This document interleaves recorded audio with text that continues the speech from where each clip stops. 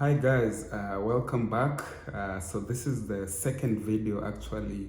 As I promised you guys, I'll be doing a video for each of the 4 essay questions. And the first video, if you haven't checked it out, was more about what you need to know before you start applying to Chevening.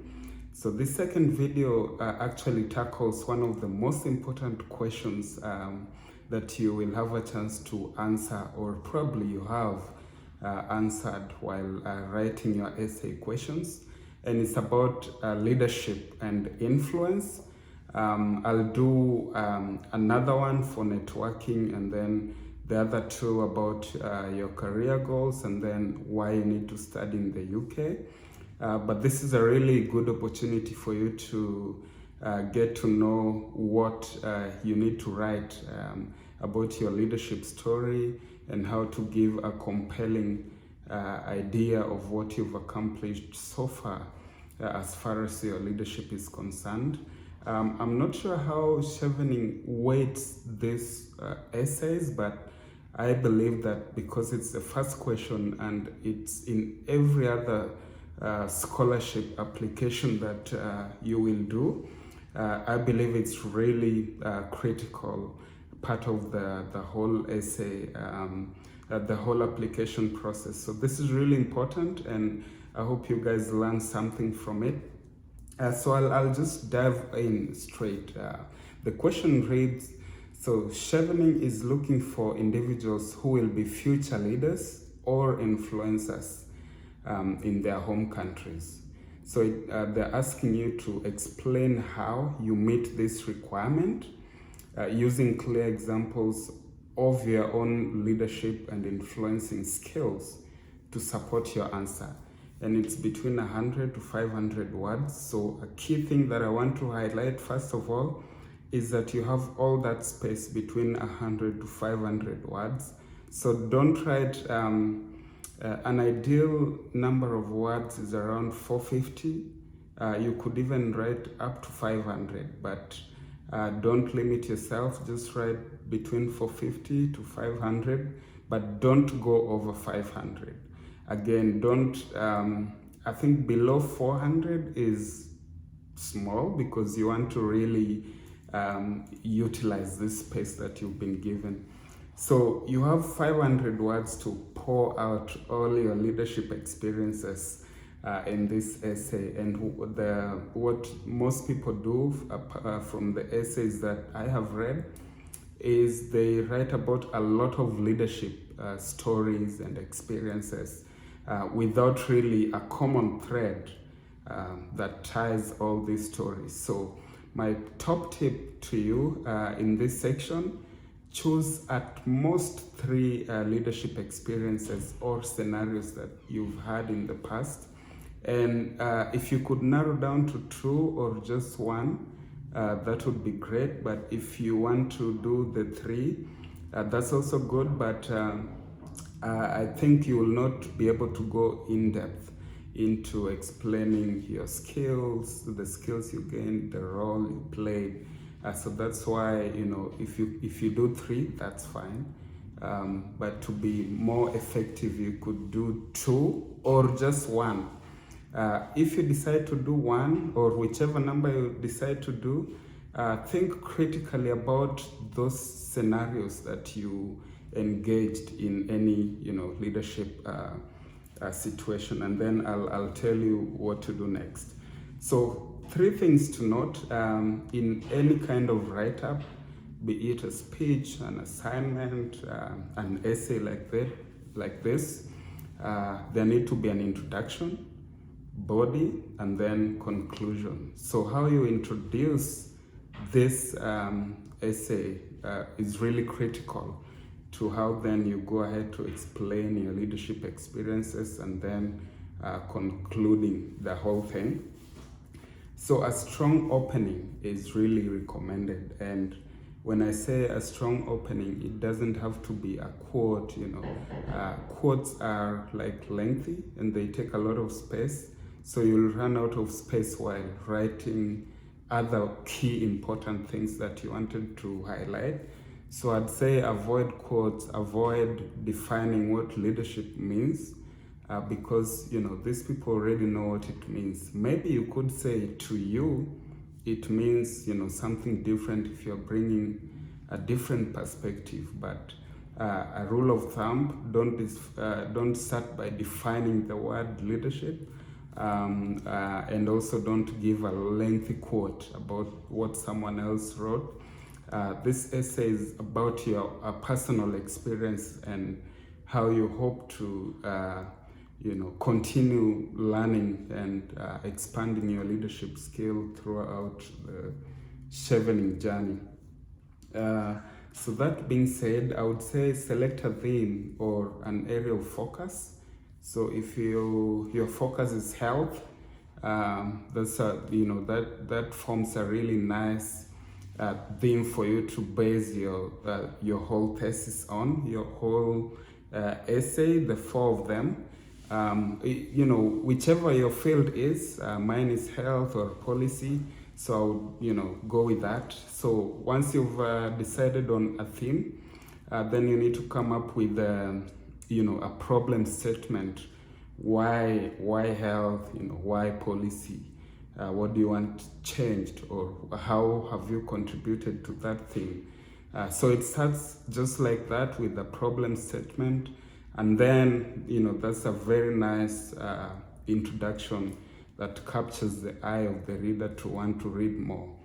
And then the second thing, in the body, this is where you now demonstrate clear examples of your leadership.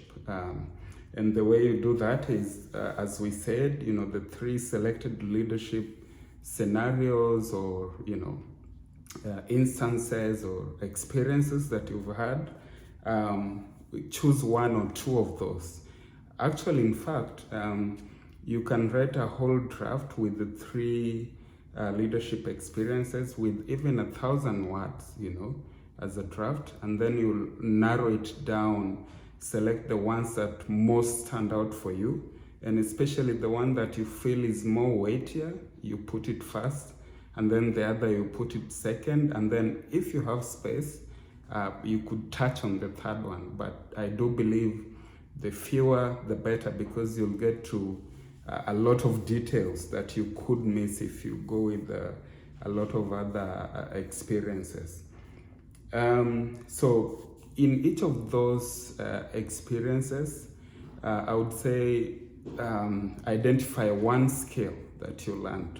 So if you fundraised for a non-profit organization, you raised X amount of money, you learned, maybe a fundraising resource mobilization skill. That's a key leadership skill that you could identify. So in each of the 2 or 3 instances, make sure you are narrowing down to a skill that you learned, be it problem solving, communication, whichever kind of skill it was.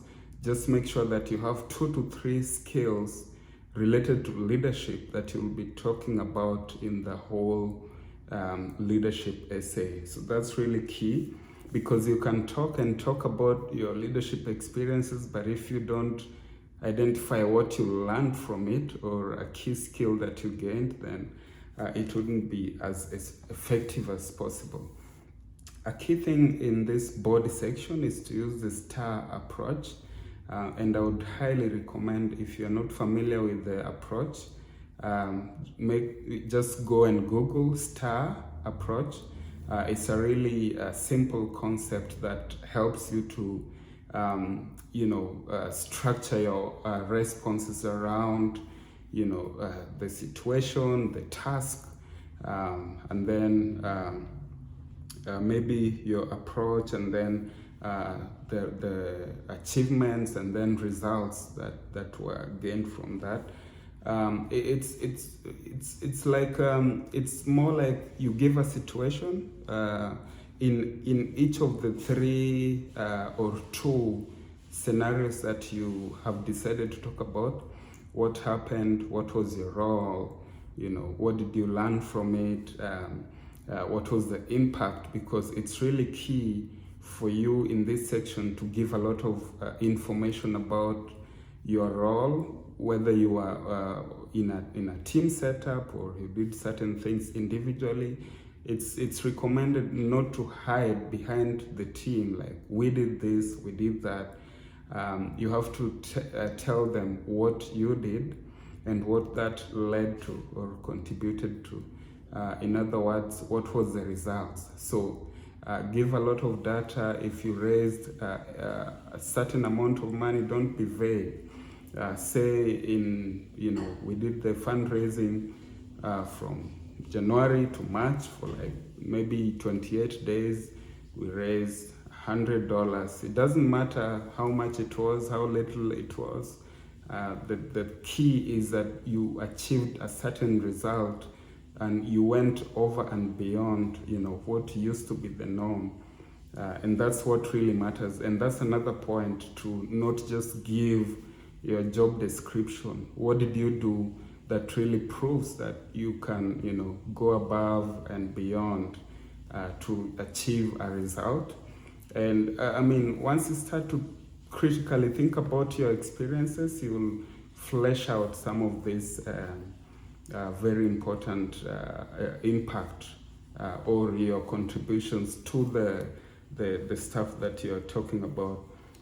So that being said, give a lot of data. How many, if you are distributing sanitary towels, for example, how many girls were reached directly, how many indirectly? If you are conducting certain training, how many for people you trained for, how many days? What do you think? What you think the impact would be? And it would also be nice to link it to, the bigger picture, like the sustainable development goals. If you're talking about health, which is SDG 3, education, SDG 4, so link it to those kinds of stuff. And climate change is a big topic now, so if you're into climate change or environmental kind of conversations, those really sell you. The other thing I realize, if you're working with marginalized communities or individuals, in informal settlements, in rural communities, working with girls and adolescents and youth, or people experiencing homelessness, or people of color, so those really sell you and put you above other people. And so that's it. In terms of conclusion, all you need to do is tie everything together. Remember the common thread. So just make sure everything aligns. Don't talk about so many scenarios or experiences that even you yourself, you get lost. So just make it clear, simple, no jargons, no grammar mistakes. Make sure someone else reads it, gives you feedback. It's, people think it's easy, but it's not.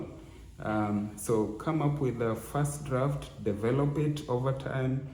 The way I do it is I just write off the top of my head, come back to it tomorrow, you'll notice mistakes here and there, refine it, and then do some more research, some more digging, what you did, what the organization is now up to, how you think that aligns with what you had already started.